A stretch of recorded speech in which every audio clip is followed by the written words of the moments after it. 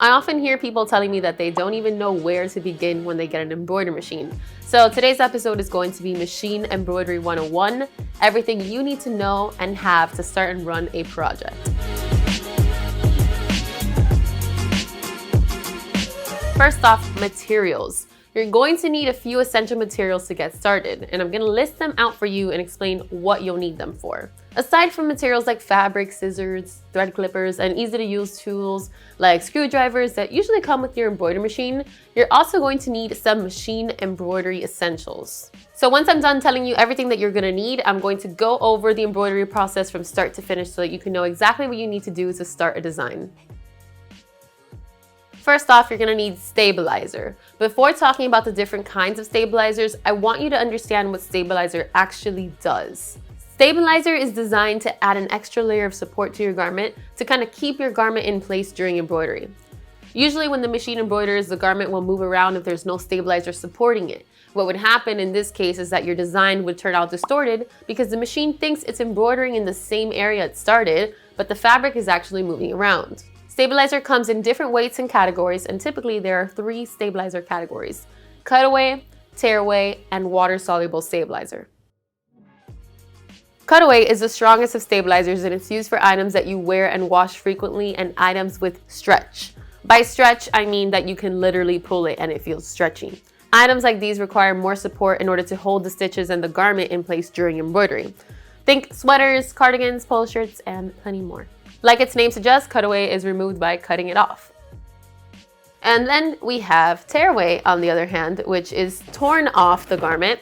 And tearaway is used for items that don't stretch and are not worn and washed as frequently. Many embroiderers go by the phrase, if you don't wear it, tear it. Think items like decorative bathroom and kitchen towels that don't get used or washed frequently, tote bags, clutches, and caps. Although you do wear caps, it's something that you don't wash as frequently or that doesn't have much stretch, so you can use tearaway. But remember, this is not all cut and dry, so use your knowledge of the item to make a decision. For instance, not all caps require tearaway. There is an exception when it comes to soft dad hats, since they're usually stretchy and thus require cutaway to keep the hat stable during the embroidery process. Then we have water-soluble stabilizer, which is very unique because it can be used on the top or the bottom of your embroidery design. Why on top? Because you can actually use water-soluble stabilizer on top of your garment to prevent your stitches from sinking into textured fabrics. These are fabrics like towels, fur, corduroy, anything that has texture to it. When using water-soluble stabilizer on top of your stitches, you'll still need to choose a backing according to what you know about the fabric. For example, if you're embroidering corduroy, you're going to need to wash it frequently because you'll be wearing it frequently. So you know that you should be using cutaway stabilizer instead of tearaway. As for a topping, you will need to use water-soluble topping since it is textured. So when is it that you would use water-soluble stabilizer as a backing? When embroidering projects like tulle and mesh that can be seen from both sides, you should definitely use a water-soluble stabilizer. And that's because water-soluble stabilizer is usually clear and it washes away so that you don't see the backing.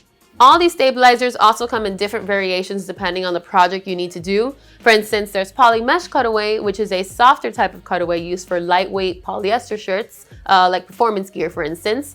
And this gives the support of cutaway, but it isn't as bulky so that it can drape well with lighter garments. So that's a pretty good overview on stabilizers and how they work. So we're gonna move on. If you want a more detailed video on stabilizers, I'm going to link a stabilizer video that it's actually our first Embroidery Hub video, so please enjoy. Number 2 is embroidery needles. Now you must know machine embroiderers use DBXK5 embroidery needles, and you can find these in basically any embroidery supply store. Needles come in different weights and sizes, with the standard size being 7511.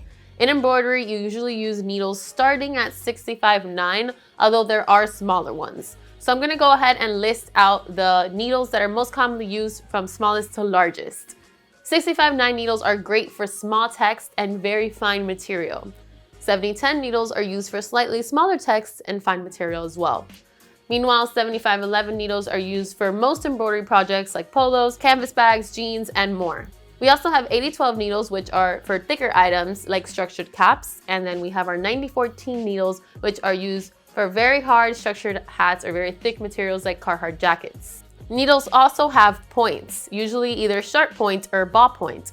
Generally, you're going to be using sharp point needles on most embroidery projects, but some knits might require ballpoint needles, so make sure to have some in stock. For instance, ballpoint needles would be good for thin, stretchy knits like a gym shirt. For more information on needles, I highly encourage you guys to watch our Embroidery Hub episode that goes super into detail. It explains what the difference between sharp and ballpoint is, everything you need to know about needle sizes and needle finishes as well, which we haven't touched on in this episode. I'm gonna go ahead and link that below for you guys. And then, of course, there's thread, which also comes in different weights and types. So for machine embroidery, we always recommend 100% polyester thread, since this is the type of thread that holds up best to heat and laundering. Now, the standard thread weight is 40, and you'll be using this for most embroidery projects. Another common thread weight is size 60, which is used for specialty small lettering projects on lettering or details under 5 millimeters. The most important thing to remember is that the thread and needle must be compatible. Size 40 thread, for instance, is good for 7511 and 8012 needles and even 7010 needles. But size 60 thread, since it is a lighter weight, requires a smaller needle. So I would use a 65-9 needle, because the finer the thread is, the smaller the needle eye must be as well. So this right here covers top thread, but we also have bobbin thread. So most commercial embroidery machines will require size L bobbin thread, and your manufacturer will be able to show you how to thread the bobbin and insert it into your machine. And that, of course, also is true for your top thread. So to help you guys out throughout this process, we're going to attach our 50 fabrics guide, which is a guide that I created that tells you the right materials that you should be using depending on what fabric you're working with. So you can go ahead and download that below.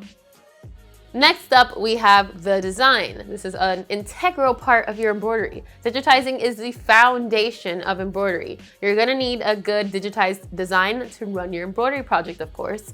And digitizing, for those who don't know, is the process of converting stitches into artwork that is compatible with the embroidery machine. And a good design will really make or break you. So digitizing does require software, and most embroidery machines will come with a light version of the software just so that you can get started. But for the most advanced digitizing projects, you will need a full version of the software, which is usually about $2,000. So this is where you come to decide whether you're going to outsource your digitizing or you're going to bring it in-house. In our experience, we found that most people, about 80%, I would say, decide to outsource when they first start. And it's usually about $10 to $20 on a custom digitized design, depending on what the design is. And of course, many embroiderers just work this into their price, or they charge a separate fee for it. So for more information on digitizing, I highly recommend watching our CEO Henry Ma's video. He covers what embroiderers wish they knew before starting, and part of that is digitizing. So he kind of gives you perspective on how you should approach your digitizing. So this process right here, I'm talking about custom digitized designs, but there are also stock designs that you can purchase online and you can practice with. So you can find these stock designs on embroidery design libraries like HoopMaster, for example, which I will also link below. So these stock designs are usually pretty inexpensive, anywhere between $2 to $6 or $7, depending on the design.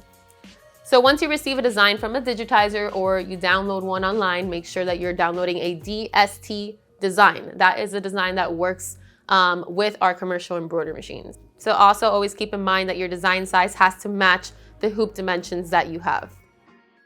So far, we have our correct materials and we have our design. So what is next? Of course, we need what we're going to embroider it on, and that is our blanks. So blank apparel can be found online, or you can also go to trade shows in your area so you can meet wholesalers in your area.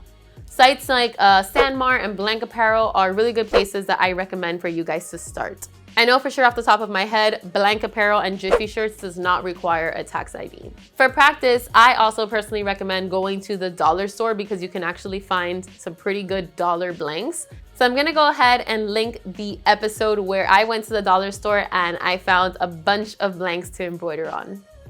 All right, so we have all of our materials, from the threads, the needles, the blanks. Now it's machine time. So when it comes to running your machine, remember every embroidery machine is different. Your manufacturer will provide training on the actual operation of the machine when it comes to the panel, but the process is always going to be the same.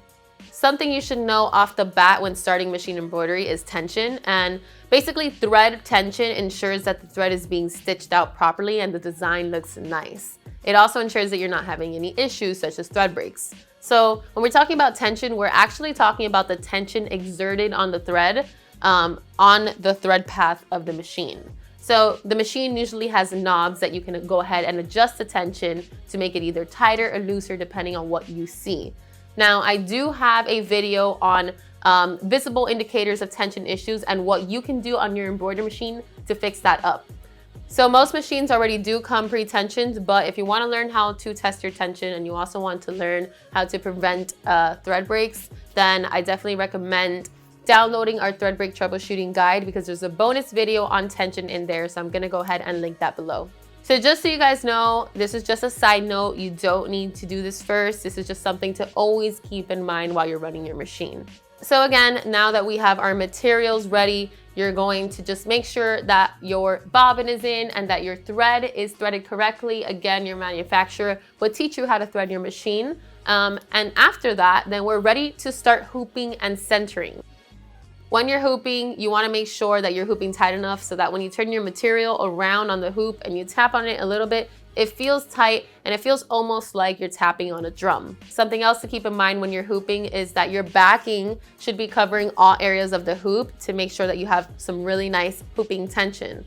Remember that your hoop can't be too tight, but it also cannot be too loose. For those of you super newbies, I do have a video on hooping as well, so we will link that, and this is also something that most manufacturers will show you in your training. So for instance, if you want to place your design right in the center of your garment, you can actually fold your garment in half and grab a piece of chalk or a water-soluble pen and place a mark right where that fold is. You can also measure it as well to find the center. Other centering tools include Embroidery Helper, which is a tool for left chest logo placement, and the Mighty Hoops and HoopMaster combination, which is my personal favorite, and we also have a video on. So if you want to learn centering and placement on your garment from start to finish, I also have a video on that, so we will link that as well. If you want a better visualization of where your design is going to fall in your hoop, I do recommend also printing the production worksheet from your software. This really helped me in the beginning when I first started. For those of you who don't know, in your software you can actually print a little color sheet and it's going to give you the full size of the design, and it's also going to show you all of the colors and the order you need to set them in. So I mapped out this whole process for you guys in the video that I mentioned. It goes over everything you need to know about centering. So if you're confused as to where to mark your placement, I highly recommend watching that video. So now that you have your design placed correctly and you have your hoop centered and hooped, then we're gonna go ahead and bring it over to the embroidery machine. So now is when you're gonna go ahead and use the production worksheet to tell you exactly what portion of the design is going to be embroidered first. That way you know what colors to pick on your actual machine. So after you went ahead and picked your colors, you're just gonna go ahead and pick the hoop that you're working with. That way the machine knows to center it correctly. So once you're done, you're actually gonna use needle number 1 and line it up to that center point that you marked on your fabric before you hooped it. After that, you're gonna go ahead and trace, and you'll see that it's gonna land exactly where you want it to be. So now that you've traced your design and you're happy with where it's gonna land, it's time to set your speed and press start. And that's it. It is as simple as that. This video is everything you need to know to start and finish an embroidery design, along with everything you need to use to make that happen. So I hope you guys enjoyed this video. If you have any further questions, please feel free to comment below and we'll get back to you with an answer. And I also want to encourage you guys, especially if you're new, to subscribe to our channel and join our Facebook group, Embroidery and Custom Apparel Mastery, because you'll be able to talk to people who have been there, done that, and they'll help you guys out. With that being said, I hope you guys enjoyed this video, and I hope this helps you get through your first embroidery project. And when you do, don't forget to post your embroidery project on our Facebook group. All right, guys, that's it for today. See you guys next time. Bye.